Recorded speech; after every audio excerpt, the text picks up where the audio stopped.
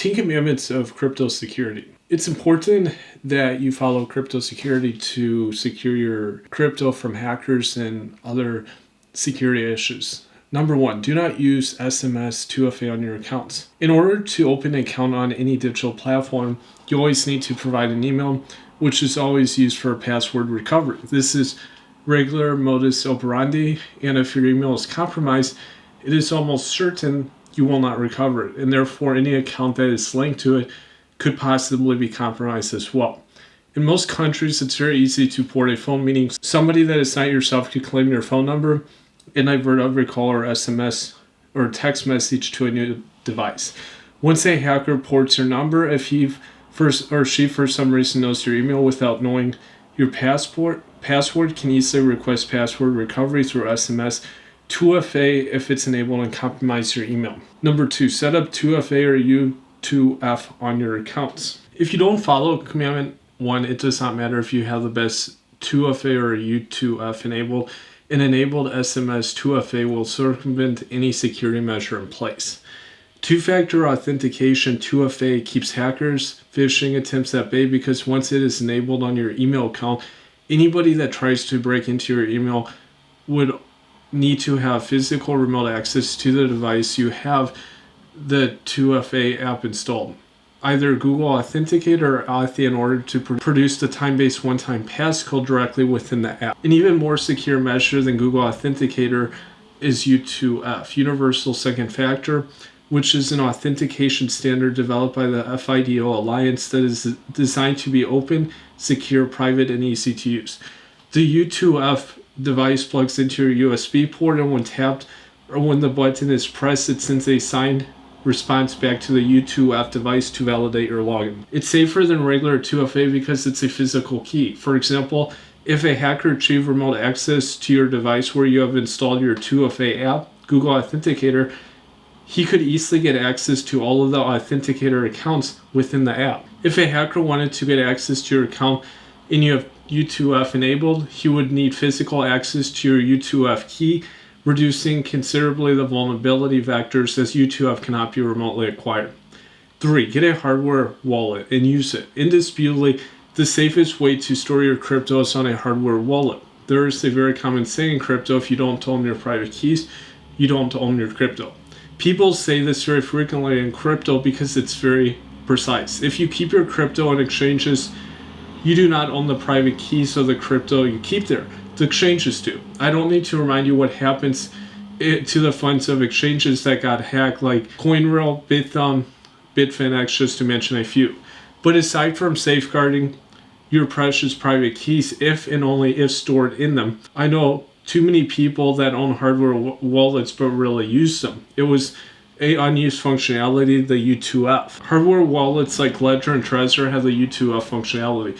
A very cool feature that also keeps your private keys, also protects your U2F. If it gets stolen, your thief would also need to know your PIN in order to use it, unlike traditional U2F that grants access just by plugging them in. 4, don't be flashy. Time after time you see crypto personalities bragging about their gains in social media and then saying they got hacked, and then there's an action reaction. Talking about gains in social media is like putting a big sign on your forehead saying that I'm loaded and then please hack me. If you're giving proof of your gains, you're just incentivizing hackers to try harder to find a vector of vulnerability on your InfoSec, and if you have any, they will find it and exploit it, and they will be rewarded handsomely. Don't be that guy. Be anonymous.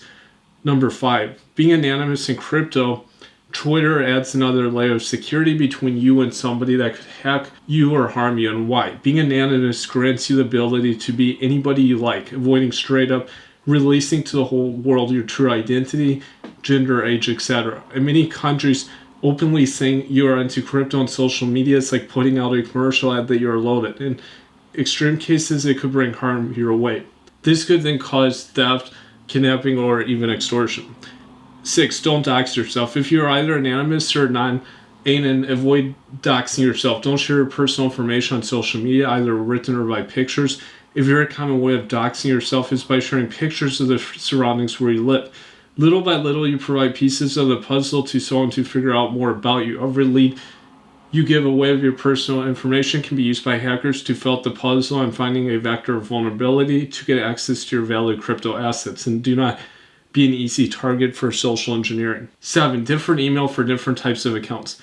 Avoid using the same email in your social media and your exchange account. Social media accounts are easier to hack than crypto exchanges. As an example, Twitter does not have 2FA and as default does not request you to log in every time.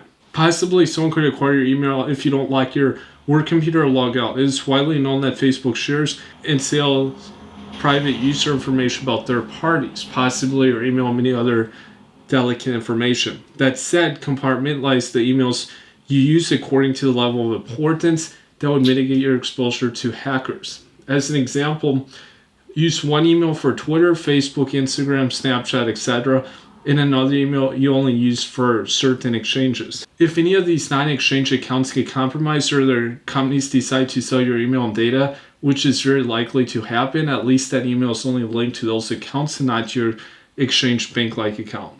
Or even more secure, use different emails for different exchanges.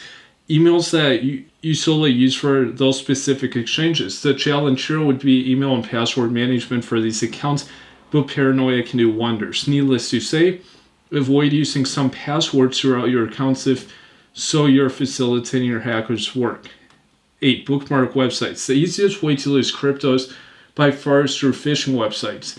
Picture you just acquired a new laptop, your mobile rings because you have John McAfee mobile notifications on it. You quickly open your Internet Explorer to log into Binance to do a quick FOMO trade. You go to Google, type Binance, and inadvertently click on the first phishing Binance search result. You type in your email and password. Let's think you're lazy enough to not have enabled 2FA. Boom, you just lost all your funds in Binance and possibly all your funds in every crypto exchange. It's cheap to create identical websites to the real deal. Pay Google ads to have them on the top and also very profitable. Number 9 is to use a VPN on untrusted Wi-Fi. Using Wi-Fi of an unknown trustworthiness is a huge risk. Using VPN on public Wi-Fi networks helps you avoid getting cyber diseases like Wi-Fi spooking, honeypot attack, or fire shade. And number 10, antivirus and firewall yourself. Antivirus protects your computer from within from malware, so if you install a wallet from a proof of stake coin someone shilled you into buying, you better be sure to have good antivirus to avoid having malware on your computer. Firewall protects you from unwanted incoming connections to your computer, aka people trying to gain control of your computer from the outside. People grow increasingly confident about how much information they disclose about themselves on the internet, and specifically on social media, thinking they are safe because they're behind a screen that protects them from real-world dangers. Think again. You are as susceptible to dangers as if you were walking in real-world environments. The difference is that you're sharing your thoughts, your pictures, your persona, and personal data with millions of people instead of a few thousand. Behave in the digital age as you do in the real world. Be cautious, don't be flashy. Practice safe digital behavior as you would in real life. Use common sense and also be vigilant about the software that you use.